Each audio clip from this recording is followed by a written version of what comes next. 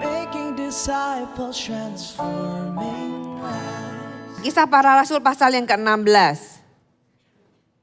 Kita baca ayat yang ke-22 dulu. Sampai ayat yang ke-34. Saya baca ayat yang genap, saudara baca ayat yang ganjil ya. Kita sama-sama berinteraksi, meresponi firman Tuhan, kita baca bergantian. Juga orang banyak bangkit menentang mereka. Mereka itu Paulus dan Silas. Lalu pembesar-pembesar kota itu menyuruh mengoyakkan pakaian dari tubuh mereka dan mendera mereka.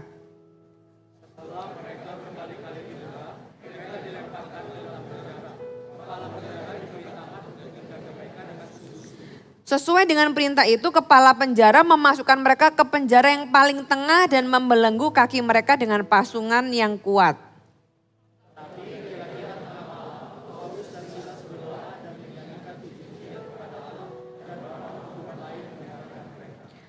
Akan tetapi terjadilah gempa bumi yang hebat sehingga sendi-sendi penjara itu goyah dan seketika itu juga terbukalah semua pintu dan terlepaslah belenggu mereka semua.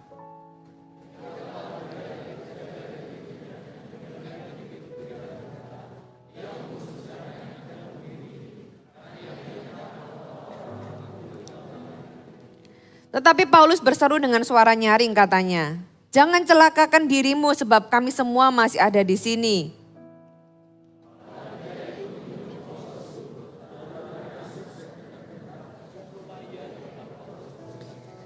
Ia mengantar mereka keluar sambil berkata, "Tuhan, Tuhan, apakah yang harus aku perbuat supaya aku selamat?"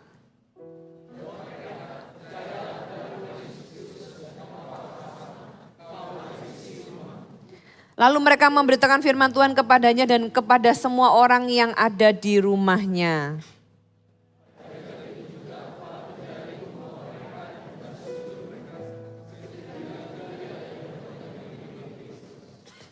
Lalu ia membawa mereka ke rumahnya dan menghidangkan makanan kepada mereka dan ia sangat bergembira, ia dan seisi rumahnya telah menjadi percaya kepada Allah. Cerita ini adalah cerita ketika Paulus itu pergi ke sebuah kota yang namanya Filipi. Terus dia itu memberitakan firman Tuhan. Ya, beritakan firman Tuhan dan karena ada orang, nanti kita akan bukakan juga, tapi saya ceritakan dulu ada orang yang punya roh tenung. Jadi ada fortune teller gitu ya di sana yang dicari banyak orang. Terus dia itu ngikutin Paulus terus, tapi Paulus terganggu karena orang ini secara sarkastik memberikan kalimat-kalimat yang berusaha mendukung Paulus tapi sebenarnya enggak gitu ya. Paulus karena jengkel dia menghardik roh tenung itu, akhirnya roh tenung itu keluar dari wanita ini. Nah, si tuan atau majikan wanita ini, jadi ceritanya dia itu istilahnya kayak bikin fortune teller tahu ya, yang kristal gitu kan, orang datang terus bayar.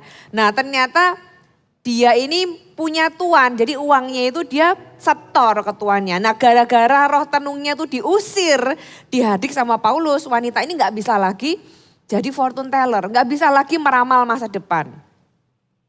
Gara-gara itu majikannya marah karena nggak dapat uang lagi. Karena itu dia bikin cerita sedemikian rupa sehingga seolah-olah Paulus dan Silas ini bersalah.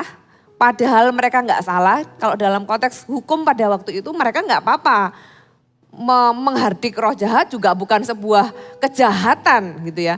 Tapi dibuat ya, tahu ya, yang benar bisa jadi salah, yang salah bisa jadi benar. Hukum itu bisa terbalik. Karena orang ini marah dia gak dapat uang lagi, dia membuat sebuah narasi yang membuat Paulus dan Silas ini terlihat bersalah dan akhirnya masuk ke dalam sebuah penghukuman. Mereka itu didera itu dipukuli, dipukuli sampai luka-luka. Dan gak cuma itu, mereka dibawa ke dalam sebuah penjara. Penjaranya di zaman itu ada 3 lapis. Ya, ada 3 lapis. Lapis yang pertama itu penjara yang ada udara. Lapis yang berikutnya penjara atau kategori berikutnya penjara yang nggak ada udara yang terbuka, tapi dia itu lebih sadis lagi, punya teralis gitu ya. Pokoknya lebih tertutup. Nah, yang ketiga lebih sadis lagi, harus dipasung dan disiksa sehingga sebenarnya tujuannya itu supaya mati pelan-pelan. Coba kalau kalian ada di posisi Paulus dan Silas. melakukan sesuatu yang gak salah, tapi tiba-tiba ditangkap polisi dan harus dipenjara.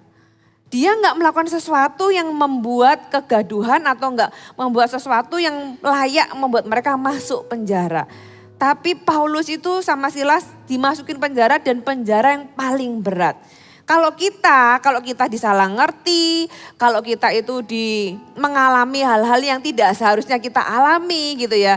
Kita difitnah, bukan cuma difitnah tapi gara-gara fitnahan itu membuat kita itu mengalami hal yang buruk. Biasanya respon kita apa? Biasanya respon kita akan punya victim mentality. Aku ini korban gitu kan. Terus kita akan menyalahkan orang lain, menyalahkan situasi, kita akan marah-marah, kita akan cari menyalahkan sana sini, mencari pembenaran dan sebagainya. Sibuk untuk menyelamatkan diri. Tapi kita tahu cerita ini Paulus dan Silas ketika dia dimasukkan ke dalam penjara. Mereka itu sampai satu titik memilih untuk berespon. Mereka menyanyi dan berdoa memuji Tuhan. Ya saya tuh bertanya-tanya, kok bisa ya Paulus sama Silas seperti itu gitu ya. Kadang-kadang di dalam kehidupan kita, manusia itu semua sama kok. Paulus dan Silas ini juga punya pilihan respon. Dia punya pilihan respon untuk dia itu berontak, untuk dia naik banding, untuk dia protes, untuk dia mungkin dalam hati marah gitu ya. Saya percaya dia juga mengalami pergumulan itu. Tapi di dalam pergumulan itu, keputusan akhir itu tetap kepada orangnya. Dan dia memilih, aku memilih untuk meresponi situasi yang sangat tidak enak ini. Dengan memuji, menyembah Tuhan, dia mengembalikan, menyerahkan kasusnya, dia itu mempercayakan hidupnya kepada Tuhan. Ya, bagi kalian, kita semua ada hal-hal yang kadang-kadang di luar kontrol kita. Ada hal-hal yang kadang-kadang tidak ideal seperti yang kita inginkan. Ada hal-hal yang bahkan buruk, lebih buruk dari yang kita pernah bayangkan. Kalau kalian ada di situasi seperti itu, responmu apa? Kenapa? Karena respon kita itu menentukan masa depan kita. Yang pertama, respon kita menentukan masa depan kita. Yang kedua, respon kita menentukan sekeliling kita. Ya. Dan respon kita itu menentukan bagaimana kita menjalani apa yang harus kita jalani. Jadi respon kita itu kita harus putuskan. Dan kita belajar dari Paulus, dia meresponi dengan luar biasa loh. Mereka malah bernyanyi, malah memuji Tuhan, malah berdoa. Dan Tuhan itu meresponi respon kita. Di dalam banyak situasi itu yang terjadi. Tuhan meresponi keputusan kita dalam berespon. Dan lihat di sini ketika Tuhan melihat respon dari Paulus dan Silas itu benar, Tuhan meresponinya dengan gempa bumi. Gempa bumi ini saya percaya bukan gempa bumi biasa, karena kalau gempa bumi biasa semua orang di penjara itu pasti lari. Apalagi firman Tuhan katakan gempa buminya itu membuat semua kunci atau semua pintu itu terbuka. Berarti gempa buminya itu bukan gempa bumi yang biasa. Kita loh nggak usah di penjara. Di gereja aja kalau gempa bumi semua keluar nggak sih? Di tempat kita yang nggak dalam konteks di penjara aja, kalau ada gempa bumi semua orang pasti lari, at least menyelamatkan diri. Tapi cerita ini aneh. Gempa bumi sedahsyat itu semua orang gak ada yang pergi loh. Dan logikanya sama seperti Anda dan saya punya logika bahwa kalau gempa bumi itu orang pasti pergi. Sama seperti kepala penjara ini punya berpikir. Dia berpikir semua tawanan pasti pergi. Nah ketika dia berpikir begitu dia tahu ujungnya. Ini kalau semua tawanan pergi, ini atasanku pasti akan membunuhku. Walaupun itu force major, orang itu gak peduli. Loh kan kita bisa bilang, loh tapi kan gempa bumi, wajar dong. Aku ini, tawanan ini keluar bukan karena aku bukain pintunya satu-satu. Tapi karena gempa bumi. Tapi dia tahu bahwa alasan itu pun tidak menyelamatkan dia. Dia pasti mati. Atasannya pasti akan membunuh dia ketika tawanan itu keluar dari penjara. Makanya dia berpikir daripada aku disiksa, karena aku dianggap bersalah lebih baik aku bunuh diri. Itu yang terjadi di cerita itu. Tapi Paulus dan Silas berkata, jangan lakukan itu. Kita semua ini ada di sini. Tidak ada satupun yang pergi. Nah itu juga aneh. Ya kan seperti yang saya bilang tadi. Kok bisa nggak pergi? Dari situ kita bisa melihat bahwa gempa bumi itu bukan gempa bumi biasa. Itu sesuatu dan respon Tuhan terhadap apa yang Paulus dan Silas lakukan. Respon Tuhan terhadap puji-pujian dan penyembahan. Respon Tuhan terhadap responnya Paulus dan Silas yang menghadapi situasi yang gak enak itu tapi dengan cara yang baik. Jadi yang pertama saya mau kita semua belajar adalah ketika Anda hari ini kalian itu ada di dalam posisi atau situasi yang sangat tidak ideal. Responi dengan benar. Saya tahu Tuhan kasih saya pesan ini karena ada banyak dari kalian mungkin mengalami situasi yang tidak enak. Entah itu dari orang tua, entah itu dari teman, entah itu dari kampus, entah itu saya nggak tahu gitu ya. Tapi pesan ini buat kalian, responi dengan benar. Jangan menyalahkan kanan kiri, jangan menyalahkan situasi, jangan salahkan orang lain. Karena menyalahkan itu tidak membuat situasimu jadi lebih baik. Enggak mengubah apapun kok. Tambah kecewa, tambah marah.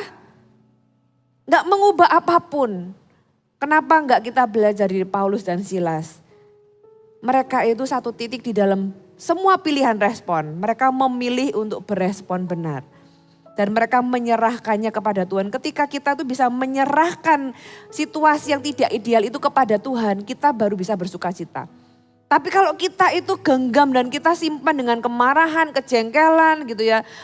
Menyalahkan ini, menyalahkan itu, kita gak akan bisa happy. Kita gak akan bisa nyanyi, kita gak akan bisa bersuka cita.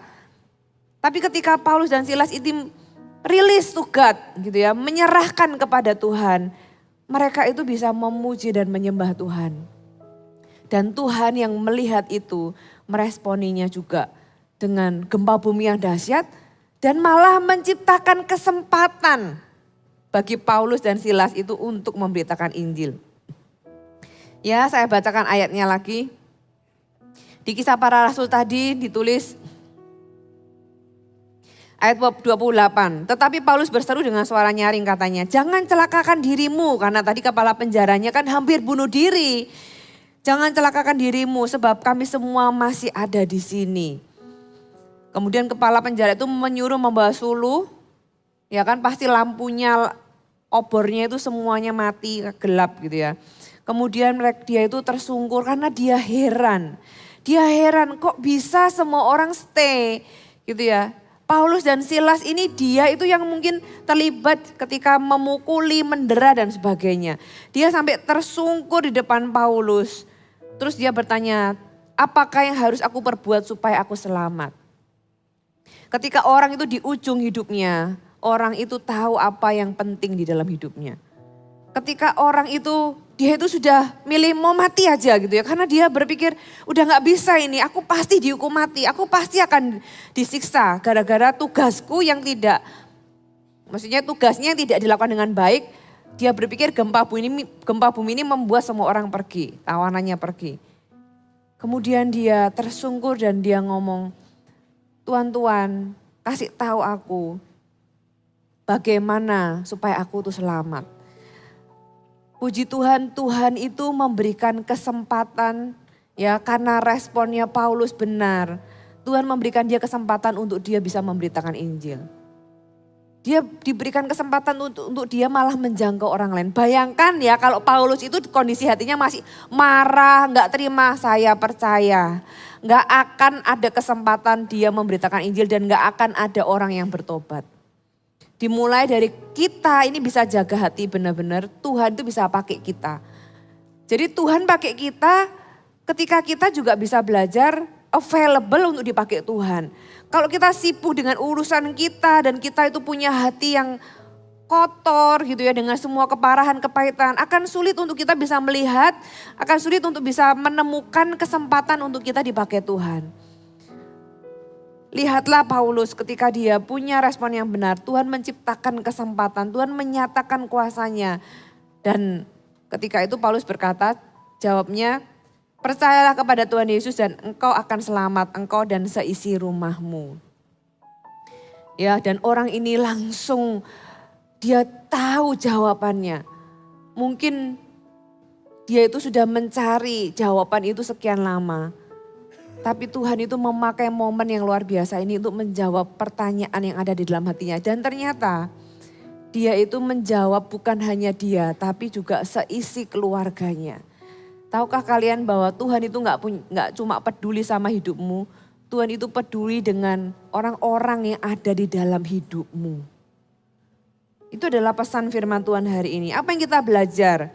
Ya, kita belajar dari dua sisi, dari kepala penjara dan juga dari Paulus dan Silas. Kalau dari Paulus dan Silas kita belajar tadi, responi keadaan buruk dengan baik. Karena responmu menentukan masa depanmu. Responmu menentukan bagaimana kamu menjalani apa yang harus engkau jalani. Responmu menentukan bagaimana Tuhan akan berespon berikutnya. Jadi penting untuk kita punya respon yang benar, khususnya dalam situasi yang tidak ideal.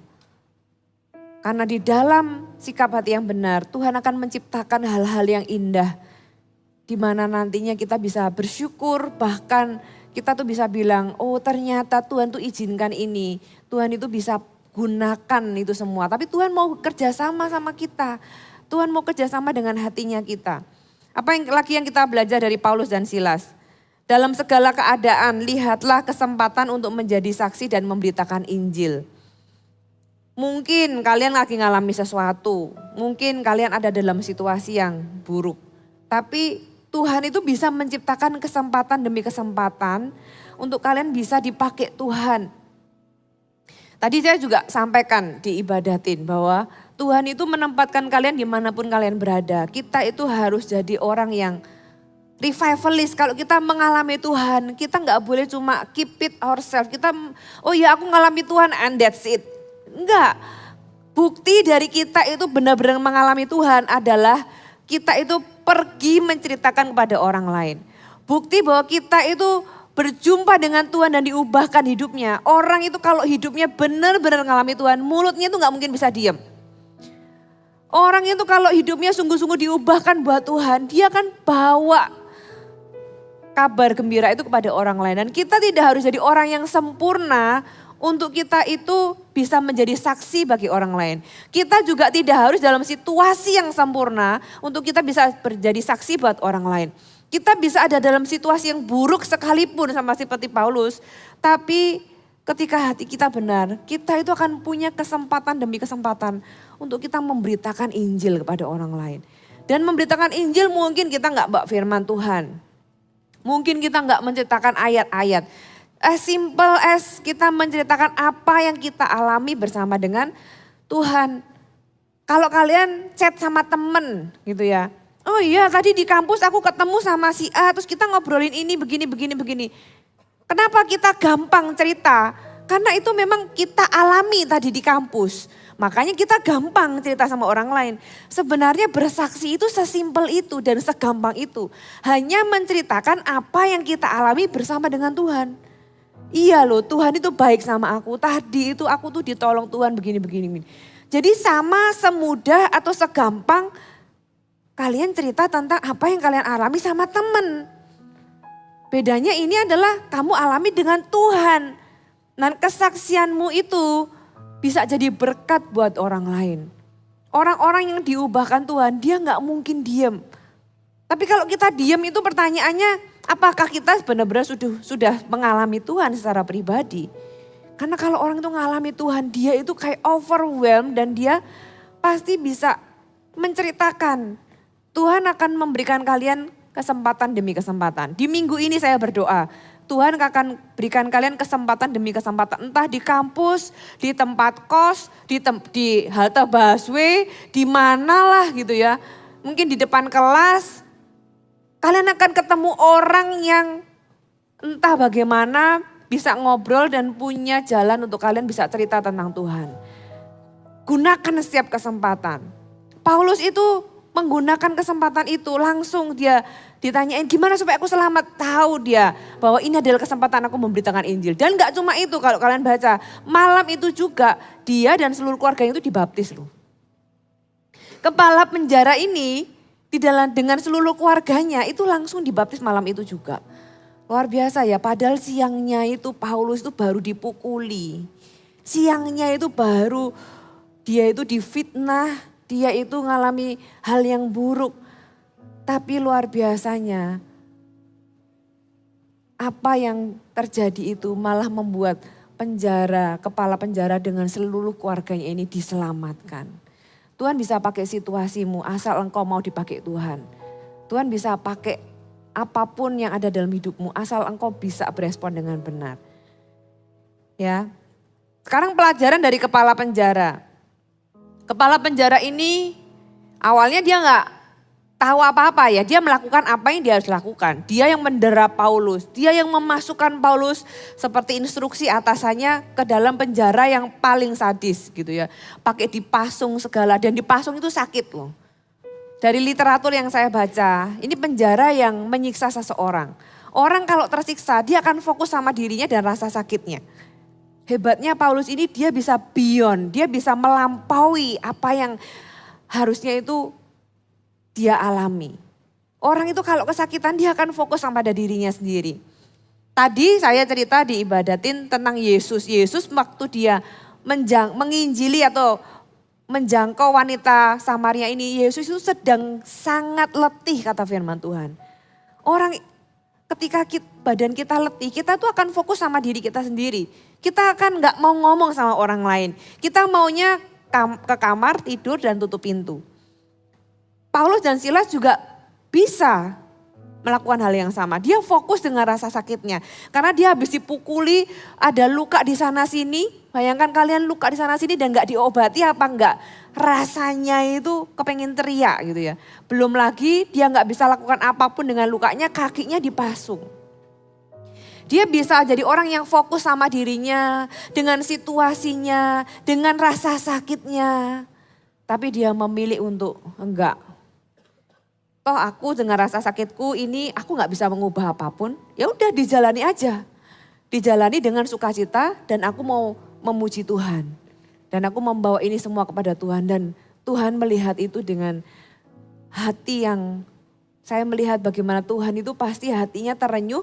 Sampai Tuhan meresponi dengan luar biasa gempa bumi dan Tuhan pakai peristiwa itu untuk menyelamatkan kepala penjara dengan seluruh isinya. Dan kepala penjara ini ketika mengalami gempa bumi yang luar biasa dan dia mau bunuh diri di ujung hidupnya. Kita tahu apa yang penting dari orang ini. Orang ini dia tahu keselamatan itu penting. Di dalam hidup kita, kalau kalian dan saya sudah diselamatkan, kita itu sudah menang 100 langkah gitu ya. Kita itu sudah istilahnya mau anytime meninggal itu kita sudah siap. Kita tinggal menjalani kehidupan ini dengan berbuah sebenarnya. Kenapa? Karena apa yang paling penting itu kita sudah miliki.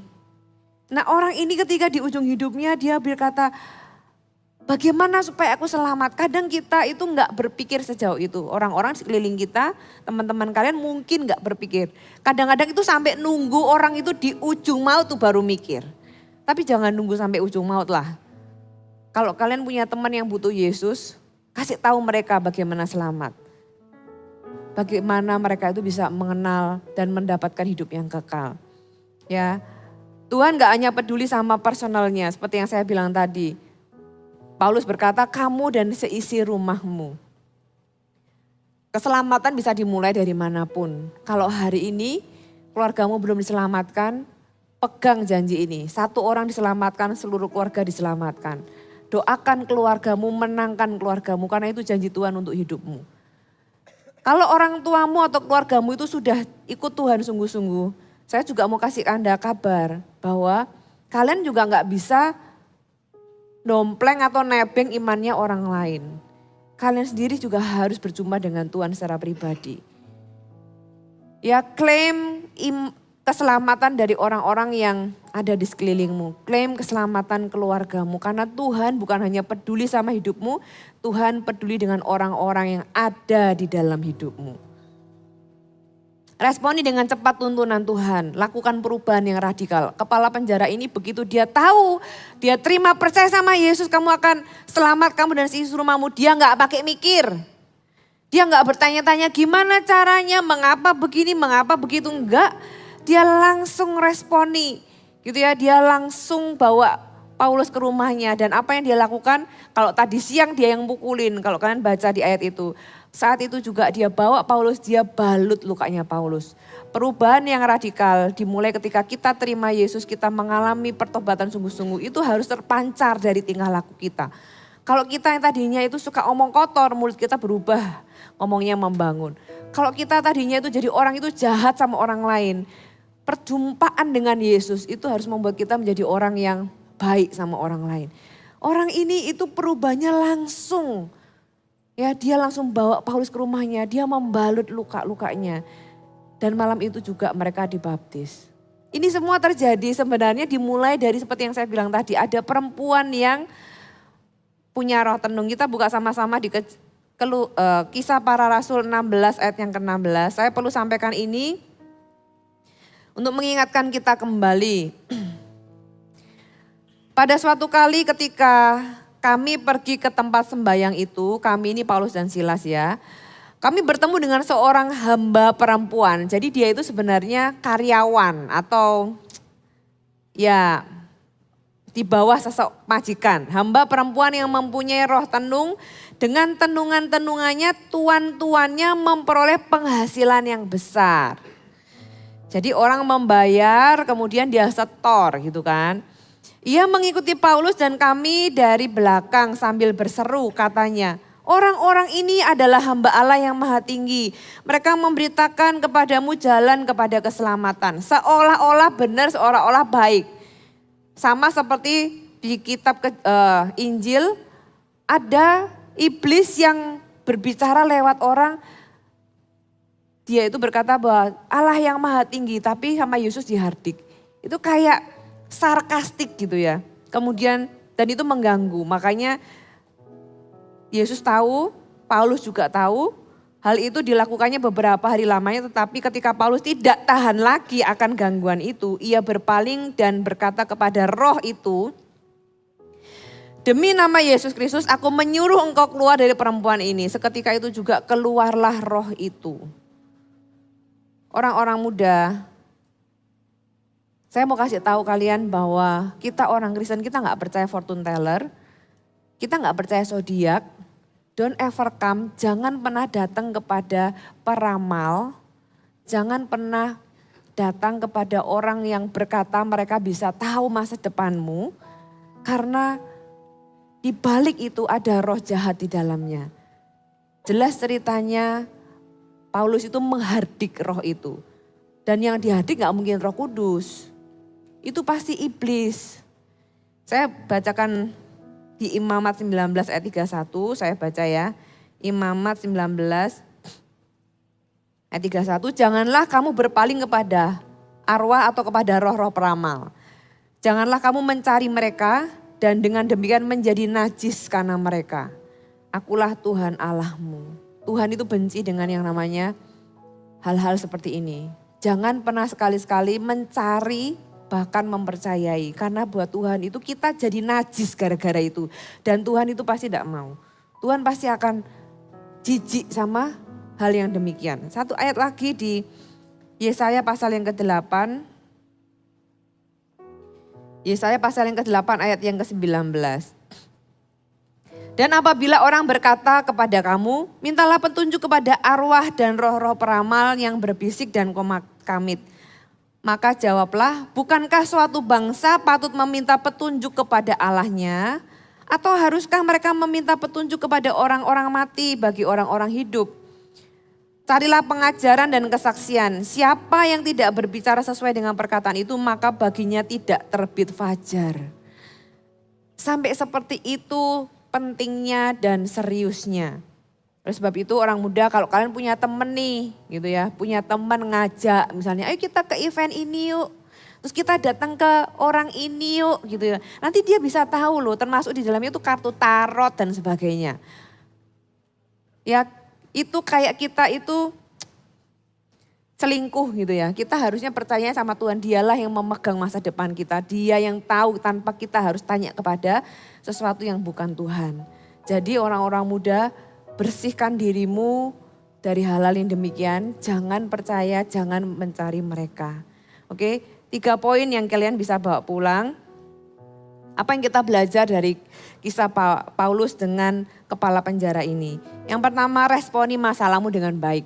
Ingat, responmu itu menentukan kehidupanmu sendiri. Orang lain bisa salah gitu ya, tapi orang yang bersalah itu, kalian mau marah mau apa itu akan berdampaknya bukan sama orang itu, tapi sama kamu sendiri. Responi dengan baik, karena kalau kamu meresponi dengan baik, yang menerima keuntungannya itu kamu sendiri. Responi dengan baik karena Tuhan akan meresponi responmu. Jadi responi masalah dengan baik. Kalau kalian hari ini ada dalam sebuah situasi yang tidak ideal, tetap punya sikap hati yang ideal. Ya, yang kedua, gunakan setiap kesempatan untuk memberitakan Injil. Tuhan akan kasih kalian kesempatan demi kesempatan. Jangan abaikan. Walaupun situasimu lagi nggak senang, nggak menyenangkan, nggak mood gitu ya, atau lagi nggak kepengen ngomong, kalau Tuhan kasih kesempatan, jangan lewatkan kesempatan untuk kalian memberitakan Injil. Ingat bahwa keselamatan, yang poin yang ketiga, berimanlah untuk keselamatan keluargamu. Ingat bahwa keselamatanmu bukan hanya untuk dirimu sendiri. Orang yang percaya Yesus, mengalami Yesus, dia hidup bukan untuk dirinya sendiri, tapi dia hidup untuk Tuhan, dan karena itu dia tahu dia hidup untuk orang lain.